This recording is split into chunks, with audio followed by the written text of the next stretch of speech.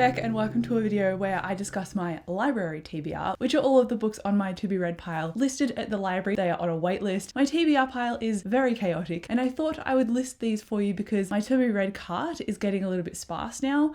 I do want to do a book haul, but I just can't afford one right now. So my version is shopping for free on Libby. So without further ado, I'm going to show you all of the books that I've put on hold. Because it's October at the time I'm filming this video, I've got The Nature of Witches on here, and this is a young adult elemental witch story about a witch who has the magics of all 4 seasons, whereas witches are usually only born for 1 season with 1 magic, and it's her responsibility to bring order to the world. Then I clicked borrow by accident because I thought this was hold and it was not, and that is The Invisible Life of Addie LaRue. I have a review for this. I adored this book. I gave it 5 stars. I would really love to reread this, but I wasn't in the mood to do that now. Little did I know that when I hit borrow on Libby, it was actually available at the time. I didn't mean to borrow it at the time that I pressed hold. I wasn't ready for it yet. I wanted to reread it and I accidentally got it. So I was like, oh, I don't want to take this up for somebody else. I'll return it for now and borrow it eventually again in the future. Then after loving Parable of the Sower by Octavia E. Butler, it's one of my new favorite post-apocalyptic stories. I realized that she's got other stuff that I would like to try out. I borrowed Dawn, and it's the first book in a sci-fi dystopian trilogy,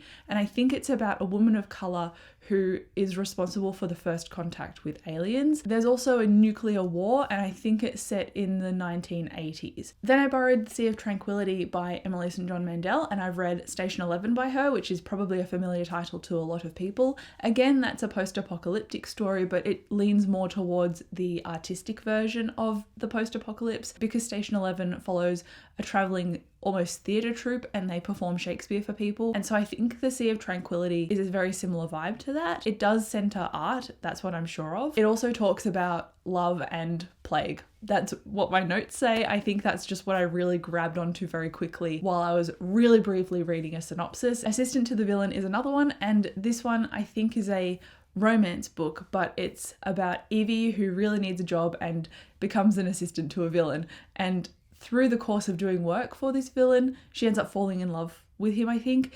So honestly, it's sounding ridiculous, but I think that's mostly what romance is. It's supposed to be kind of like a parody on real life, and throw in that supervillain aspect. I think it's going to be really entertaining. It can either be really entertaining or really overdone, and I really hope it's at the entertaining side. And then this one I timed really well, which is The Aeronaut's Windlass by Jim Butcher. I love the Dresden Files, but I've been really lack at continuing reading them, and I think at this point I've forgotten so much nuance that I need to go back and reread them, which is very intimidating given that I'm more than 15 books into the series, so love that for me. But this is a different series by Jim Butcher, and I believe the sequel comes out at the end of November in 2023, and this sequel has been a long time in the making. So the fact that this is almost available on Libby for me and the sequel is just happening to come out very soon, very lucky of me. So this one is a steampunk fantasy. There's a side character who is a talking cat.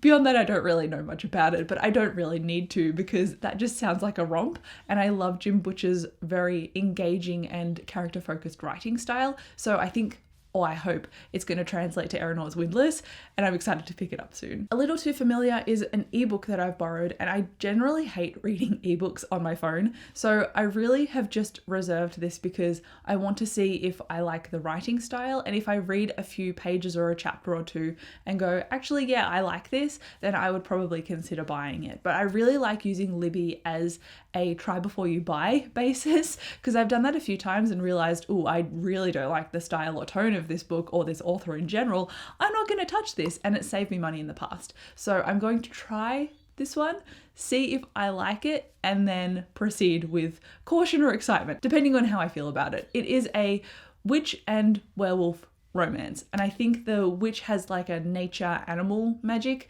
and the guy who is also a werewolf is drawn to her but shouldn't be. So I'm looking forward to see how their roommate vibes go. I think it could be a pretty good time. A Magic Steeped in Poison is a young adult title I've got on hold, and this one is about Ning who accidentally brews a poison tea and potentially causes her mother's death. I'm not quite sure on that one, but I think her sister is not doing well either, and so she enters this contest because the winner gets a wish granted and she wants to wish for her sister's health and safety again. So I think it's going to be a fantasy book with a contest and tea brewing, why not give it a try? I said this title in my last library TBR video, so this is kind of embarrassing, but this is Manhunt, and it's a post-apocalyptic story featuring trans and non-binary characters as a focus, which is not a thing that's often done in post-apocalyptic stories. I hope Manhunt is good because some of the synopsis, it feels like it could be quite violent and quite overdone, and I need my books to kind of walk that middle line, so we'll see how it goes. I've put it off a few times because I've just had other audiobooks come available at the same time, and the fact that I've put it off a few times makes me think, oh, I don't know if I'm gonna like the tone of this, so we'll see. And then another post-apocalyptic one is Wool by Hugh Howey, I think his name is, and it's a post-apocalyptic story with strict rules about having to live underground and you are not allowed to go above ground. So I'm assuming that people go above ground and a lot of truths are debunked, so we'll see how that goes.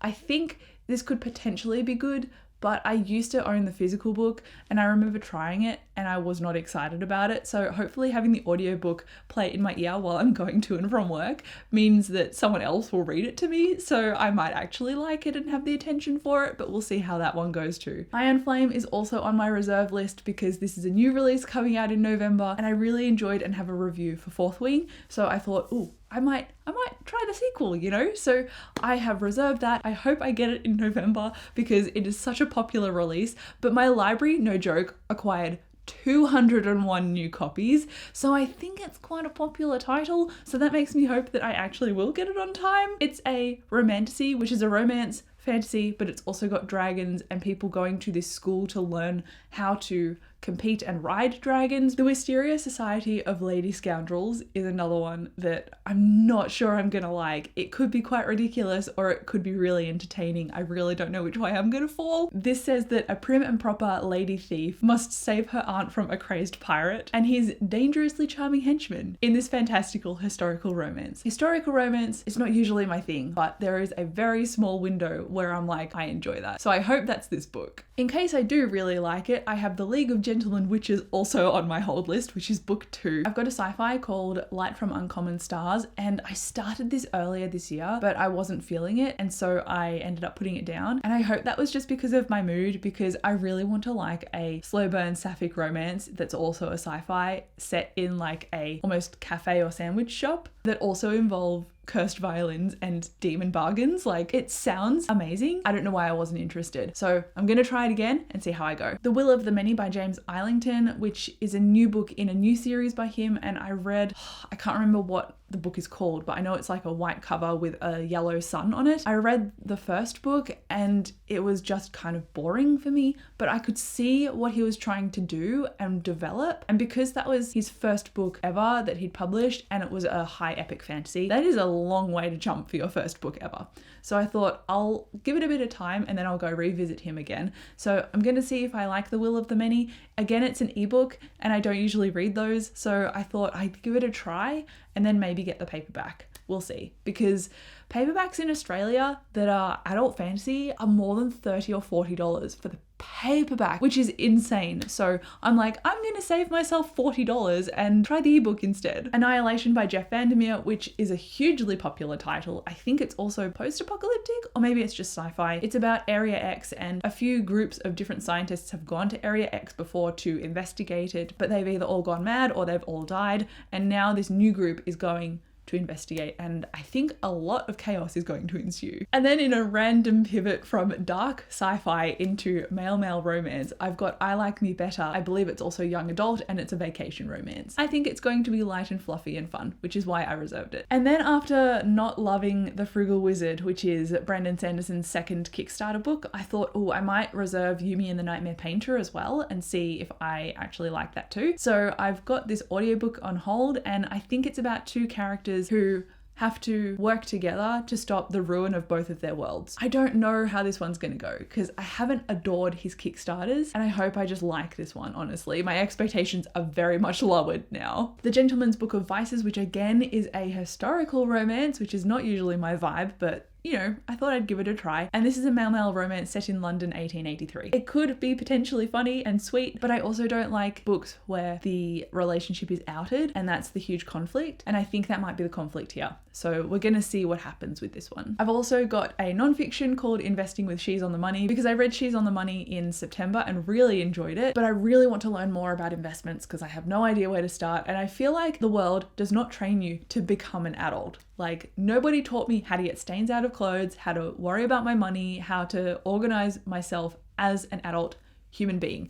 And honestly, I just need all the tips I can get. I'm sure everyone else does. Like, I'm constantly on the phone to my parents, like, how do I fix this? How do I do that? How do I cook this? So I think a little bit of help in investments wouldn't go astray. And then I have another young adult called Just Your Local Bisexual Disaster. And this is about a girl, I think, who has a crush on one of her very close girlfriends. And it's about, I think, a found family dynamic, but they are all in high school. And I tend to avoid young adult because I don't really want to read about high school anymore.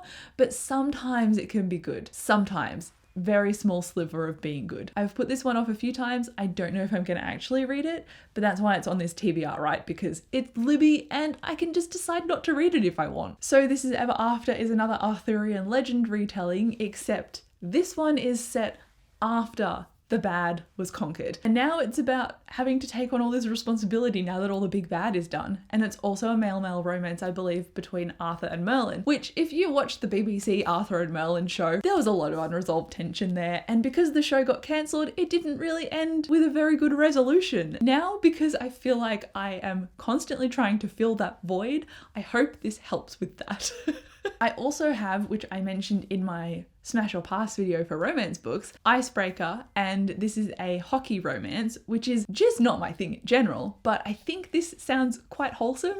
It's about a figure skater, and at the last minute her dance partner or her skating partner has an injury, and this ice hockey player is like, well, I'll fill in for him. I think that sounds really sweet, so I think this one has potential. If I like it, I've also reserved Wildfire, which is the sequel that I think is recently come out or recently to come out. Then I have two non-fiction books which are about mental health. One is The Body Keeps the Score, which is, I believe, brain, mind, and body in the healing of trauma. I think it's mostly about how we respond to trauma at different points in our life and how we hold that physically, even though it's a mental ailment, I guess. I'm looking forward to seeing how stress really affects our body, because I think it's an important discussion that's not really mainstream, I guess, which very much slides into the next non-fiction title I've got, which is The Myth of Normal. And that, again, is about trauma, stress, and the body. Can you sense a theme in my non-fiction? Clearly, mental health, stress, and trauma are areas of interest to me. So if you have any others for recommending, let me know, because I've only got a few on my TBR. Deviating completely from non-fiction, I've also got Equal Rights by Terry Pratchett on my library holds, because I found as audiobooks, these are easier to get through for me. In some cases, I started them and realized I didn't love them very much, and I think that's because Terry Pratchett's writing in the earlier books is not as good as his later stuff, which is honestly expected because you grow over your career. So this one is book 3 in Discworld, and because it's so early in the series, I'm worried that I won't love it as much, but Dave loved it. I'm happy to own it and give it a try. So that's really what the Libby hold is doing. It's just giving me a point of reference to go, will I like this or not? Because I'm finding it really hard to pick these up physically. Then I've got The Final Strife, which is an epic fantasy. I don't know if it's YA or adult, but my notes say that it is a fantasy, 3 women band together against a cruel empire that divides people by blood. It sounds pretty cool. It's been on my Goodreads for ages, and I just searched it on Libby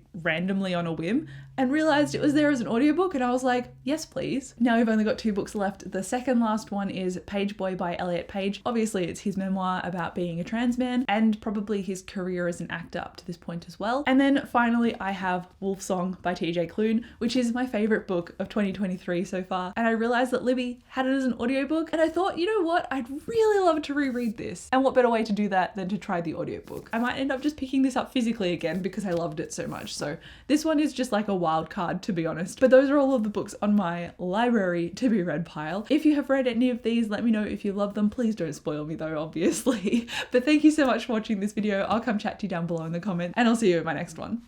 Bye.